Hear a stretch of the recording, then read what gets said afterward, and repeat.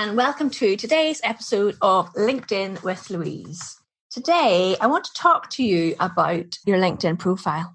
Your LinkedIn profile is so important to everything you do on LinkedIn, really, from being found to being found through search results, like literally showing up in search results, to warm leads looking at your profile, thinking, are they interested in connecting with you? And so many things. One of the things I've noticed is that people have created LinkedIn profiles and then haven't gone back to actually look at them or update them in quite a while. And this is where I come in. You can have a chat with me or listen to me on the podcast. Interestingly, I'd love to hear where you are when you're listening to this, actually. Send me a message, let me know. So you can take advice from me here or pop over to my website, louisebrogan.com, or check out some of the new content I'm sharing on YouTube, LinkedIn with Louise on YouTube. Or you can just cut through all that and just get your profile redone by somebody who knows what they're talking about with LinkedIn. And that's a service that I offer. And the reason I'm doing the podcast about LinkedIn profiles this week is because I was chatting to somebody and they had no idea that I actually help people with their LinkedIn profile. So I thought, well, need to let you all know this is something I offer as a service, writing your profile or reviewing your profile and sharing my thoughts and expertise on your profile and letting you change it yourself. But why does it matter? Why does your LinkedIn profile matter? It's really the building block or the foundation of your LinkedIn activity. Having a really good LinkedIn profile is going to help you be found by more of your ideal customers or clients. The number of people who have reached out to me who I have never met, haven't been in a webinar with, haven't met at a networking event, who come across me because my profile comes up in the search results when they're looking for someone who can help them with LinkedIn is extraordinary. I would say it's at least a couple of people a day connecting through Messenger who say that. And then there's the other people who look at your profile and don't actually even connect.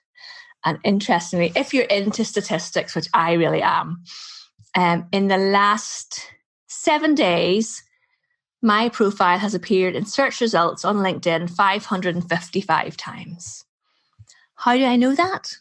Because I look at the dashboard on my LinkedIn profile. Did you know you have a dashboard on your LinkedIn profile? It shows you the number of people who've clicked on your profile in the last 90 days, the number of times you have come up in search results on LinkedIn in the last 7 days, and the number of people who have looked at your post, your most recent post on LinkedIn. And all that information is freely available to everybody on LinkedIn. How do you find it? Go to your LinkedIn profile, scroll down, and you'll see a little blue shaded box that says your dashboard, private to you, and you'll find it in there. Okay? If you're a DIY person, by the way, this is all covered inside my LinkedIn profile online course, which you can find if you go to socialbee.teachable.com, and you can just purchase the course and work through the whole thing in your own time and go back and check that you're doing the right stuff. If you prefer to do things on your own. If you would rather just let somebody else do the heavy lifting, reach out and book a LinkedIn profile writing service from me, and I will do it for you. And then you'll have a brilliant, tip-top LinkedIn profile that you're proud of, but also, more importantly, brings you leads. You appear in search results. People connect with you because you've got what they are looking for, and now you're easier to find. Okay? So what do you need to think about in your profile? All right, let's go. I'm on LinkedIn right now as I'm talking because I want to go through it with you step by step. Have you got a pen and paper? Here is your checklist. When did you last update your photograph? Be honest. Is that actually you in the photograph, or is that you 10 years ago? So check your photograph is up to date, okay? Have you got a cover photograph? What does your headline say? When did you last change it? Scroll down. In your About section, how much have you written in there? How much of it is about you? How much of it is going to be read by your ideal client and for them to think, yes, this is what I need. This is somebody I want to find out more about. Or is it just like a potted history of your life and times as somebody working in business? I like looking at other people's profiles and seeing what they have. And I love seeing great headlines. And I try and keep note of them for like future webinars or when I'm working with clients. So if you're working with a client, for example, somebody who works in, let's say, life coaching. So somebody who's working in life coaching and they hire me to do a one-to-one session. Well, they want to see examples of other people who are life coaches. They don't want to see examples of people working in financial services. So I like to keep a wee track of profiles that I like and headlines that I like. And I can explain to my clients why I like those profiles, what pops out at me from those profiles. So I'm just looking at somebody now. It looks like a very nice, friendly person in her photograph. Absolutely. Has 15 mutual connections with me. I get to the About section and I lose heart completely. It's all about them. It's just a big wall of text. I really don't want to read it. That sounds so mean. I'm so sorry. I'm glad I didn't say who I'm looking at. But it's all about that person. So it's not really making me feel like they have anything to offer me. And at the end of the day, people are all about themselves, which sounds weird because I've just said this person's profile About section is all about themselves. But if you are on LinkedIn to win business, your About section should start out clearly with how you can help the person that's reading the About section. Okay. Have a look at yours. Be honest with yourself. Does it actually do that for the person reading it? Okay. Then, have you added in the new featured section yet? Which is so brilliant. I love it. It's like a big pop of color jumping out on your LinkedIn profile. If your reader is still with you and they scroll down, what does your experience section look like? Have you written, and I see this regularly, so here's an example of what not to do. Okay. The person I'm looking at, same person, has coaching business. And underneath that, it says certified coach. And then it says XXX practitioner. That's it. It's not really telling me anything about who do they work with. What are their key? So this is the parts. This is different to the About section. This is where you do want to put in your key skills. Remember, when LinkedIn search algorithm is looking for someone to show in search results to a user who is looking for help or support, you want to show up. So you want to have these keywords and key skills in your LinkedIn profile so that you actually do show up. Okay, so the person I'm looking at, this is the first part of their experience section. The next section is that they are a best-selling author of a book. Where they've missed out here is there's nothing to tell me what that book is or what it's about. So 2 lines to say, just give me a bit more detail, okay? Then education, any licenses and certificates. What are your skills and endorsements? And this is another place where when I'm working with clients, we find out that they haven't updated their skills on LinkedIn possibly ever. I've worked with people and I'll say to them, oh, I didn't know you did Microsoft Access database work. And they'll say, no, I don't. And I'm okay, what says that in your skills? Oh, yes, that was the job I did for, 2 years, 10 years ago. So take it out. You don't want to be fined for Microsoft Access database skills if you're not using that in your current business. So make sure your skills are up to date. Then go to your recommendations. Be honest, when's the last time you asked somebody for a recommendation on LinkedIn? Why do they matter? Because when you look at somebody's profile, and I actually now just send, so I'll be contacted by somebody who wants to know, could I come and deliver a workshop to their sales team, or could I come and deliver a workshop to this group of financial advisors?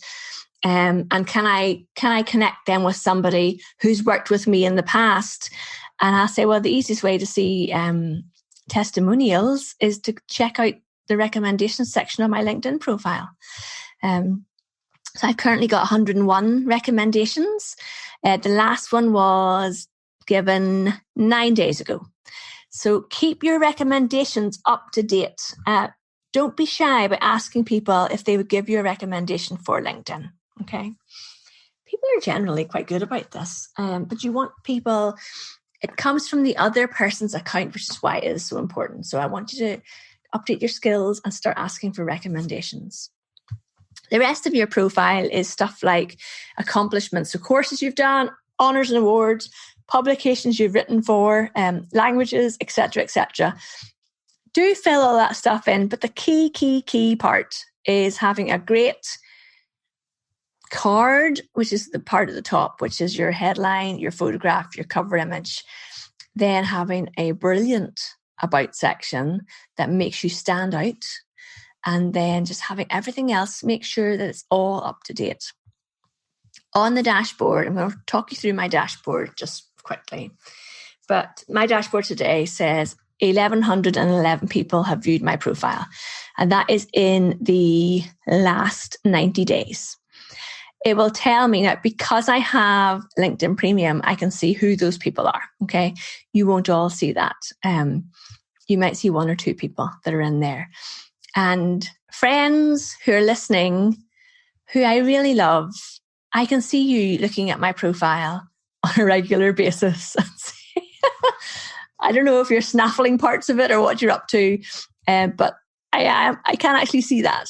So just to let you know, I mean, that's fine, but sometimes it's just quicker to hire somebody to do it for you than to keep going back and back and back and looking at what they've done and trying to copy it. But, that's human nature. That's all right.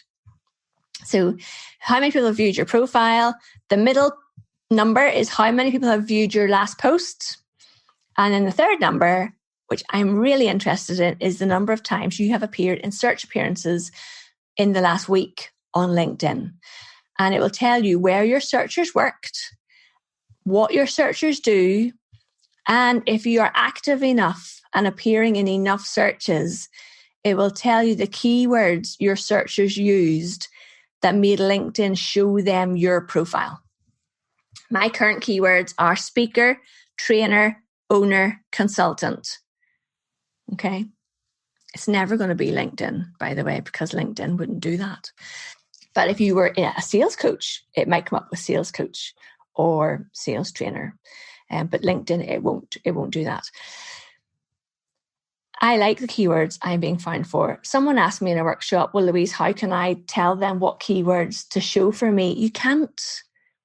It's how you've written your LinkedIn profile that affects whether or not you show up in the search results. Bringing me right back to the start about how key it is to have a really good, rock solid, up-to-date LinkedIn profile. So hopefully I've convinced you. If you don't want me to do it for you, then at least go and have a look at your own profile and update it. If you would like help, you can get the DIY course. I'll link it in the show notes. You just go to socialbee.teachable.com. You'll see it there. Or I am happy to do a LinkedIn profile review for you, or I can write it for you, whichever appeals most to you, dear listener. Okay, have a great day. And if you want to join in the conversation about our next solo episode on the podcast, you are invited to do so. I'm running a poll about it, and it's about LinkedIn groups. Are you using them? Or do you have one? Come and join me and let me know. And next week on the podcast, we will have a guest. Yes, I'm having a guest expert on next week.